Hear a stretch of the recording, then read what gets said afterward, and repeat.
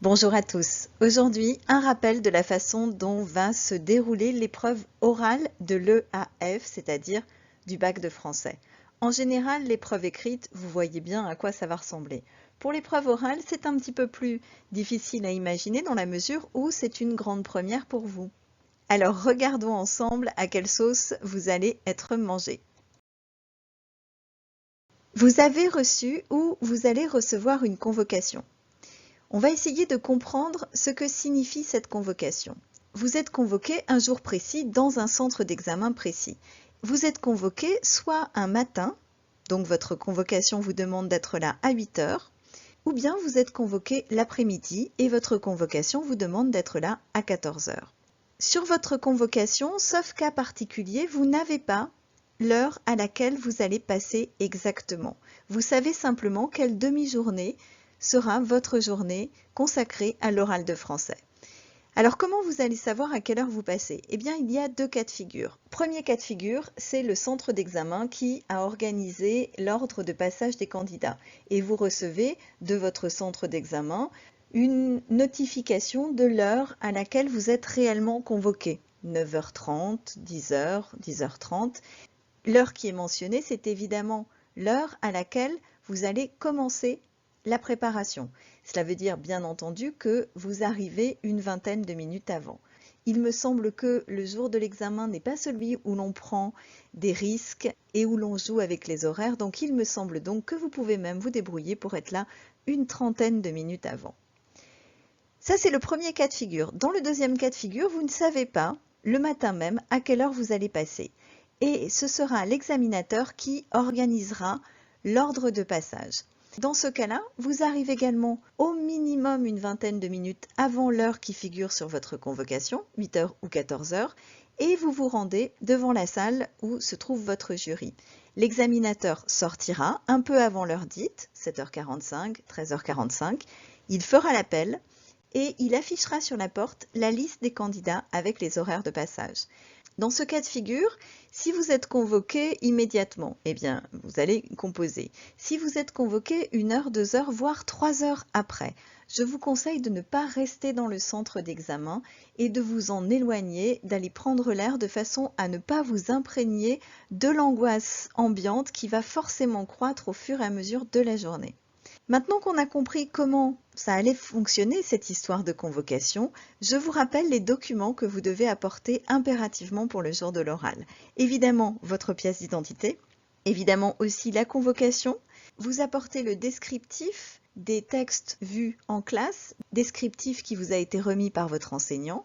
Vous apportez bien évidemment vos textes, c'est-à-dire les extraits qui ont donné lieu à des explications de texte et sur lesquels vous êtes susceptible d'être interrogé.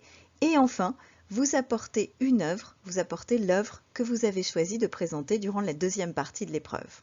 Voilà donc pour les aspects administratifs, en quelque sorte. Je vous propose maintenant qu'on s'intéresse à ce qui se passe au moment où vous entrez dans la salle. À votre entrée dans la salle, l'examinateur va évidemment vous accueillir et vous allez montrer immédiatement votre carte d'identité et votre convocation. Alors autant avoir prévu un petit peu en amont et arriver avec votre carte d'identité et votre convocation à la main. Petit conseil en passant. L'oral du bac de français, c'est un oral. Cela veut dire que vous serez jugé évidemment sur vos compétences en matière littéraire et en matière de maîtrise de l'oral. Mais cela veut dire aussi, parce que c'est un oral, parce qu'il y a en face à face deux êtres humains, un examinateur et un candidat, que la première impression que vous fournirez pourra influer, pas beaucoup, mais un petit peu, sur la note. Pour que cette première impression soit bonne, je vous conseille deux choses. La première, c'est de sourire, parce que non, le sourire, ce n'est pas quelque chose qu'on fait quand on a envie ou quand on est trop content. C'est une façon de politesse, c'est une façon de saluer. Et la deuxième chose, c'est bien évidemment de saluer l'examinateur quand vous rentrez dans la salle par un bonjour madame ou par un bonjour monsieur. L'examinateur va vous donner le choix entre deux textes. C'est une procédure qui n'est pas ordinaire, qui cette année a été mise en place pour pallier les difficultés que vous aviez rencontrées en raison des conditions sanitaires que je ne rappelle pas. On vous donnera donc le choix entre deux textes appartenant à deux objets d'études différents. Une fois que vous avez choisi, l'examinateur va vous remettre une fiche de notation sur laquelle figure le texte que vous avez choisi et la question de grammaire.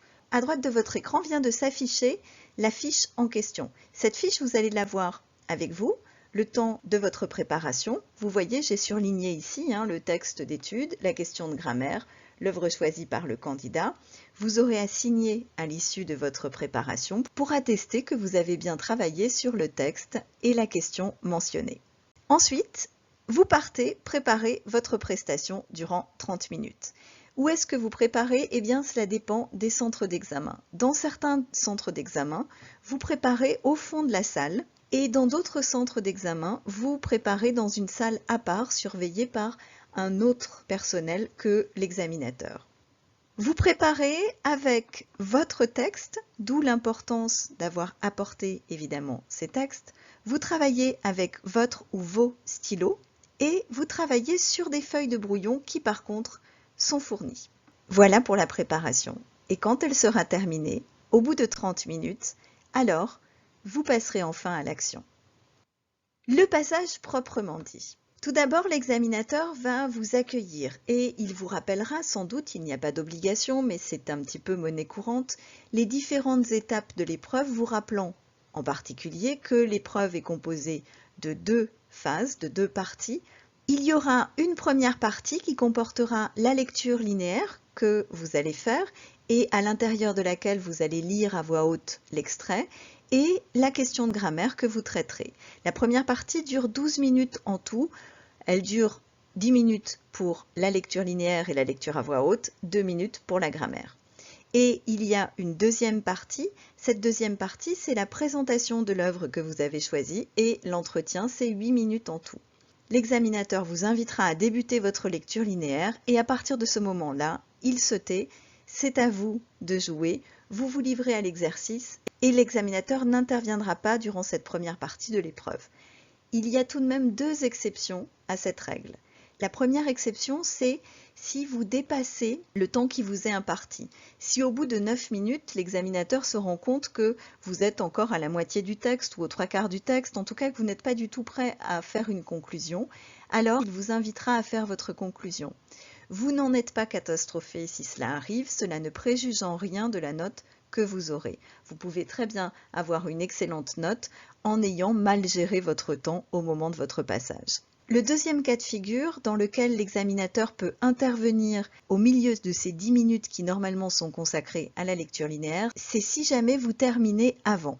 Si jamais votre lecture linéaire n'a duré que 4 minutes, 5 minutes, 6 minutes, 7 minutes, etc. Dans ce cas-là, l'examinateur va vous inviter à préciser. Il vous dira quelque chose comme « Il vous reste encore 3 minutes, est-ce que vous voulez les mettre à profit pour préciser des choses que vous avez dites ou ajouter d'autres choses ?» Essayez de rebondir, de vous saisir de cette occasion. Si vous ne le faites pas, alors l'examinateur marquera la fin de cette première partie en vous disant « Alors, nous passons à la question de grammaire. » Et les minutes que vous aurez perdues, ces 2, 3, 4 minutes que vous n'aurez pas utilisées, ne seront pas reportées sur la seconde partie de l'épreuve. Quand vous aurez terminé, donc, vous passerez à la question de grammaire et l'examinateur vous invitera à le faire. Il pourra vous dire « Je vous invite maintenant à vous intéresser à la grammaire » et vous le ferez. Et l'examinateur, tant que faire se peut, scandera ainsi les différentes étapes en vous les rappelant. Et une fois que vous aurez fini de présenter l'œuvre que vous avez choisie, on est donc dans le milieu, dans le cœur de la deuxième partie, alors l'examinateur enchaînera avec des questions. Les questions qu'il vous posera ne sont pas des questions de contrôle de lecture. Il ne va pas vérifier que vous avez lu le livre, même si, bien évidemment, il va s'en rendre compte assez rapidement, et du fait que vous l'avez lu avec sérieux, et du fait que vous ne l'avez que survolé. Mais ces questions ne seront pas des questions donc de contrôle de lecture, ce seront des questions qui vont viser à vous permettre de préciser quel rapport vous avez entretenu à cette œuvre que vous avez choisi de présenter. En d'autres termes, essayez de vous amener à dire quel lecteur vous êtes. Je ne m'attarde pas davantage, c'est évidemment l'objet d'une autre vidéo. Une fois que vous aurez terminé, donc soit au bout de 20 minutes, si vous avez bien tenu les 10 minutes pour la lecture linéaire, soit un peu avant, si vous avez écourté votre lecture linéaire, l'examinateur va vous saluer et il ne vous communiquera ni votre note, ni aucun élément d'évaluation. Il ne se prononcera pas sur votre prestation ni pour vous dire que c'était formidable, ni pour vous dire que c'était formidable aussi. Il vous faudra attendre que les notes paraissent et cela vient en général assez rapidement. Vous les avez, ces notes, dans le courant du mois de juillet. Voilà pour la façon dont les choses vont se dérouler pour l'épreuve orale du bac de français. Maintenant que vous savez à quelle sauce vous allez être mangé, il n'y a plus qu'à vous entraîner d'arrache-pied pour obtenir le meilleur des résultats qui soit.